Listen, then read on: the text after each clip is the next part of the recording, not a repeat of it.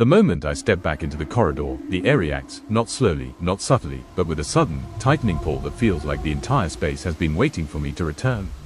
The shadows along the walls shift in unison, a quiet, deliberate ripple that moves too smoothly to be an accident. It's as if the city is adjusting itself, rearranging its edges to make room for whatever formed here last. The hum that once lingered in the background is louder now, a low, resonant vibration that settles into my chest like a second heartbeat that isn't mine. And then I feel it. Not ahead of me, not behind me, but around me, a faint pressure, a presence brushing the air just close enough to make my skin tighten. The figure isn't visible, not yet, but the space knows it. The walls know it, and the way the corridor seems to lean inward makes it clear that whatever took shape here hasn't left. It's waiting for me to notice it again. I froze when I saw it. At first, I thought it was just another trick of the streetlights, the kind of warped shadow the veiled city likes to throw at you when it's in one of its moods. But this wasn't a shadow. It had weight, shape, presence. It stood at the far end of the block, perfectly still, as if it had been waiting for me to notice it. Not close enough to see a face, not that I was sure it had one, but close enough that I could feel its attention settle on me like a hand on the back of my neck. The air around it seemed wrong. Too still, too heavy, like the city itself was holding its breath, watching to see what I would do next. And the longer I stared, the more certain I became that the figure wasn't just standing there. It was leaning forward, ever so slightly, as if listening. I should have looked away. Every instinct told me to keep walking, to pretend I hadn't seen it, to let the city swallow the moment the way it swallows everything else. But I couldn't. Something about that figure held me in place, not with fear, exactly, but with a strange, quiet certainty that if I turned my back, it would be closer the next time I looked. The street around me felt stretched, like the distance between us wasn't fixed anymore. The lamps flickered, one by one, not going out, just dimming, as if the light itself was trying to pull away from whatever that thing was. And then, I swear the figure shifted. Not a step, not a gesture, just a subtle tilt of its head, as though it had finally decided I was worth paying attention to. The air tightened, my breath caught, and for the first time since I'd entered the veiled city, I felt like I wasn't just being watched. I was being studied. I took a single step back. Just one, and the figure reacted as if I'd shouted. Its posture tightened, not a movement, not a step, but something in the space around it pulled inward, like the city was drawing a line between us.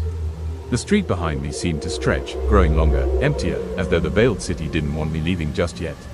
A faint hum rose in the air, low and steady, vibrating through the pavement beneath my feet. It wasn't mechanical, it wasn't natural, it felt aware. The figure tilted again, slowly, deliberately, as if adjusting its view of me. And for the first time, I had the terrible sense that it wasn't looking at me anymore. It was looking into me, searching for something it already suspected was there. The lights along the street dimmed further, not flickering this time, but sinking into a deeper shade of darkness, as though they were trying to hide from whatever stood in front of me. And in that half-light, the figure's outline sharpened just enough to make me wish I'd never seen it at all. I tried to blink the figure out of existence, to convince myself it was just another one of the city's distortions, a trick of the light, a warped reflection, anything but real. But when my eyes opened again, it hadn't vanished. It hadn't even softened. If anything, its outline had grown sharper, as though acknowledging it had given it permission to become more solid.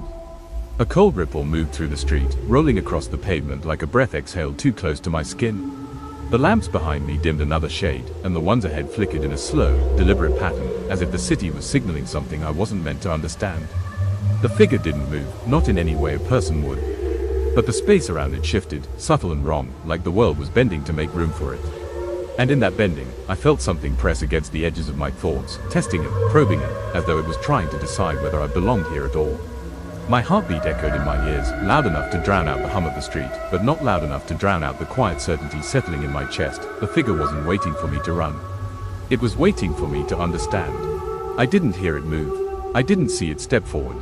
But suddenly the distance between us felt smaller, as if the space itself had folded, quietly, effortlessly, bringing the figure closer without ever requiring it to take a single step. A pressure settled against my chest, subtle at first, like the weight of a thought that wasn't mine. It pressed inward, probing the edges of my mind with a patience that felt older than the city itself. Not violent, not rushed, just curious. The lamps above me dimmed again, their glow shrinking into thin halos that barely touched the pavement. Shadows stretched in strange directions, bending toward the figure as though drawn to it, hungry for its shape. And in that shifting darkness, I caught the faintest suggestion of movement, a ripple along its outline, like something beneath its surface was adjusting, reshaping, deciding what it wanted to become. My breath fogged in the air, even though the night wasn't cold. And with every exhale, I felt the figure's attention tighten, as if it was listening to the rhythm of my breathing, matching it, learning it. The city around us fell into a silence so deep it felt like sound itself had been swallowed. And in that silence, I understood something I wish I hadn't. The figure wasn't approaching me. It was waiting for me to approach it. I didn't realize I'd stopped breathing until my chest ached. The figure didn't move, but something in the air shifted again, a subtle tightening, like the city was drawing the space between us even closer, compressing the distance until it felt thin enough to tear. A faint tremor rippled through the pavement, so soft I might have missed it if I hadn't been standing perfectly still. It wasn't an earthquake. It wasn't a passing truck. It felt deliberate, as though the ground itself was reacting to the figure's presence, adjusting to accommodate it. The pressure in my mind deepened, no longer a gentle probing but a slow, steady push, like a thought trying to force its way into my own. Not words, not images, just a sensation, a cold, searching curiosity that made my skin crawl. The figure's outline wavered again, not dissolving, but shifting in a way that suggested it was trying to decide what shape it wanted to hold. For a heartbeat, I thought I saw something like an arm, longer than it should have been, stretching just slightly toward me before melting back into the rest of its form. The lamps above us dimmed to a dull glow, barely enough to see by, and the shadows around my feet began to stretch forward, reaching toward the figure as if drawn by a gravity I couldn't feel. And then, in the thick, suffocating silence, I felt it. Not a sound, not a whisper, just a presence brushing against the edge of my thoughts, as if the figure had finally decided to speak, without using a voice. The pressure in my mind didn't fade. It deepened, slow, steady, deliberate, like a hand pressing gently against the inside of my skull, testing how much space it could take before I pushed back. I tried to step away, but the ground beneath me felt unsteady, as if the street itself was shifting in tiny, imperceptible ways to keep me exactly where I stood. The lamps overhead dimmed to thin, trembling halos, barely clinging to their own light, and the shadows around my feet stretched forward again, reaching toward the figure like they recognized it. The figure's outline rippled once more, a slow, unsettling distortion as though something inside it was adjusting, reshaping, learning. For a moment, I thought I saw the suggestion of a face, not formed, not human, just the faint impression of features trying to decide what expression they should wear. A cold whisper of air brushed past my ear, though nothing had moved. It wasn't a voice, but it carried intention, a quiet, probing awareness that slid through my thoughts like a fingertip tracing the edge of a page. The city around us fell into a deeper silence, so complete it felt unnatural, as if every sound had been swallowed before it could reach me. And in that suffocating stillness, I felt the figure's attention tighten again, not watching, not studying, but waiting. Waiting for me to understand that whatever it was becoming because of me. I tried to steady my breathing, but the moment I did, the pressure in my mind shifted again, subtle, deliberate, as if the figure was adjusting itself to match me. Not mirroring, not copying, responding. The air around us thickened, growing heavy enough that each inhale felt like pulling smoke into my lungs. The lamps overhead dimmed to thin, trembling rings of light, barely clinging to existence, and the shadows stretching toward the figure seemed to pulse, as though they were breathing with it. The figure's outline rippled once more, but this time the distortion didn't fade. It held its shape, longer, sharper, as if it had finally settled on a form it wanted me to see. Not fully, not clearly, just enough to make my stomach twist with the certainty that whatever it was becoming for me. A cold pressure brushed the back of my thoughts, not pushing this time, but circling, probing, as though searching for a door it already knew existed. And when it found the edge of something, a memory, a fear, a thought I hadn't meant to think. The figure's posture tightened, a subtle shift that felt like recognition. The silence deepened, so complete it felt like the city itself had stepped back, giving the two of us space. And in that hollow stillness, I felt the figure's attention lock onto me with a clarity that made my skin prickle. It wasn't watching anymore. It wasn't studying. It wasn't waiting. It understood something about me, something I hadn't said, hadn't shown, hadn't even admitted to myself. And whatever it understood, it liked. The pressure in my mind shifted again, not pushing, not probing, but settling into a rhythm that matched my heartbeat. Not perfectly, just close enough to make me feel like it was learning the pattern, memorizing it. The street around us seemed to bend in subtle ways, the angles of the buildings tilting a fraction too far, as if the city was leaning in to listen. The lamps overhead dimmed to thin, trembling halos, barely clinging to their own light, and the shadows stretching toward the figure pulsed again, breathing with it, moving with it. The figure's outline rippled once more, but this time the distortion didn't fade. It held its shape, longer, sharper, as if it had finally settled on a form it wanted me to see. Not fully, not clearly, just enough to make my stomach twist with the certainty that whatever it was becoming for me.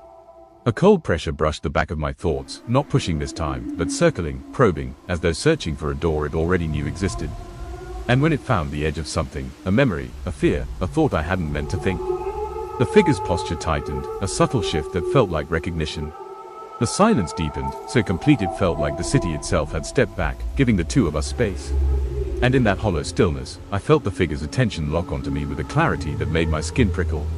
It wasn't watching anymore. It wasn't studying. It wasn't waiting. It understood something about me, something I hadn't said, hadn't shown, hadn't even admitted to myself. And whatever it understood, it liked. The pressure in my mind didn't fade. It deepened, slow, steady, deliberate, like a hand pressing gently against the inside of my skull, testing how much space it could take before I pushed back. I tried to step away, but the ground beneath me felt unsteady, as if the street itself was shifting in tiny, imperceptible ways to keep me exactly where I stood.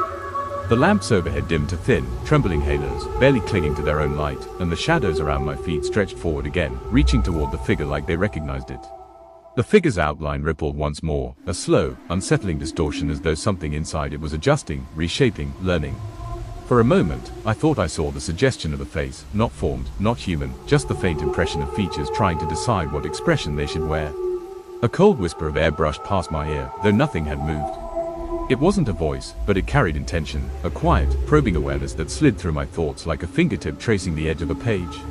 The city around us fell into a deeper silence, so complete it felt unnatural, as if every sound had been swallowed before it could reach me. And in that suffocating stillness, I felt the figure's attention tighten again, not watching, not studying, but waiting. Waiting for me to understand that whatever it was becoming because of me. The pressure in my mind shifted again, not easing, not tightening, just settling deeper, like it had finally found the part of me it had been searching for. The street around us warped in small, impossible ways.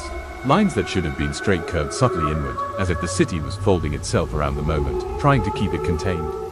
The lamps overhead dimmed to thin, trembling threads of light, barely enough to outline the figure's shape, and even that faint glow seemed reluctant to touch it. The figure didn't move, but the air between us pulsed, a slow, rhythmic thrum that matched the beat of my heart just a fraction too late, like it was learning the timing, adjusting itself to sync with me. Its outline rippled again, longer this time, stretching in ways that made my stomach twist. Not a step, not a gesture, just a subtle elongation, as though it was testing how much of itself it could reveal without breaking whatever rules governed its existence. A cold whisper brushed the back of my neck, though nothing was behind me. It wasn't a voice, but it carried intention, a quiet, deliberate awareness that slid through my thoughts with unsettling precision. The silence deepened, thick enough to feel, and in that suffocating stillness, I sensed something shift inside the figure, a recognition, a decision, a quiet acknowledgement that whatever connected us now was no longer accidental. And for the first time, I felt the city lean closer, as if it, too, was waiting to see what the figure would do next. The air around me thickened again, a slow, deliberate pressure that settled over my shoulders like the weight of a gaze I couldn't shake. The figure didn't move, not in any way I could see, but something in the space between us shifted, a subtle folding of distance that made it feel impossibly close without taking a single step. The lamps overhead flickered in a strange, synchronized rhythm, as if responding to a signal I couldn't hear. The dim halos stretched and warped, casting long, trembling shadows that crawled across the pavement and gathered at the figure's feet like they belonged to it. A cold pulse brushed the edge of my thoughts, not pushing this time, but circling with a quiet, unsettling patience. It felt like fingertips tracing the outline of a locked door, testing the hinges, learning the shape of the keyhole. And when it brushed against a memory I hadn't meant to think, a moment I buried deep, the figure's outline tightened, a subtle shift that felt like acknowledgement. The silence around us deepened, thick enough to feel, as though the city had stepped back again, giving the figure room to expand. Its shape rippled once more, longer, sharper, as if it was trying on a new form and deciding whether it fit. A faint vibration hummed beneath my feet, steady and deliberate, like the city was breathing with the figure now, their rhythms merging into something I wasn't meant to understand. And in that suffocating stillness, I felt the truth settle in my chest with a cold, heavy certainty. The figure wasn't just aware of me anymore. It was connected to me, threaded through my thoughts, woven into the space around me, as if the city itself had decided we belonged to the same moment. The air around me felt heavier with every breath, as if the city was slowly closing its hand around the moment. The figure still hadn't moved, not in any way I could see, but the space between us kept shrinking, folding in on itself like distance didn't matter here. The lamps above flickered in a slow, uneven rhythm, their light thinning into trembling strands that barely reached the pavement. Shadows stretched toward the figure, drawn to it, as if they recognized something in its shape that I wasn't meant to understand. A cold pulse brushed the edge of my thoughts, circling with a patience that felt ancient, testing the boundaries of my mind like it was searching for a place to settle. And when it brushed against a memory I hadn't meant to think, the figure's outline tightened, a subtle shift, but enough to make my stomach twist. The silence deepened, thick and unnatural, as though the city had stepped back to give the figure room to become whatever it was becoming. Its shape rippled again, longer, sharper, as if it was trying on a new form and deciding whether it fit. And in that suffocating stillness, I felt something settle between us, a connection I hadn't agreed to, woven through my thoughts with a precision that made my skin crawl. The figure wasn't just aware of me anymore. It was waiting for me to understand that whatever it was turning into, I was part of the reason why. A faint tremor rolled through the pavement, so subtle I might have missed it if I hadn't been standing so still. It wasn't the city shifting this time. It was the figure, its presence pressing outward, testing the space between us as if it wanted to see how close it could come without ever taking a step.